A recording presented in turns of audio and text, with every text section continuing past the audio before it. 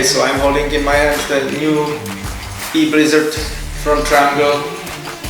It's designed for the new Darphone battery, which is much more slimmer. The down tube, complete down tube, is made by hydroforming.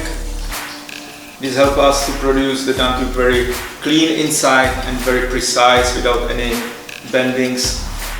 The new frame for e-Blizzard 2020 is actually more than 1 kg lighter. Also, the weight of the battery is moved more to the VB center, so the complete weight mass is closer to the VB. So in the end, we achieved much better performance of the frame and of course of the complete bike. See you on the trail.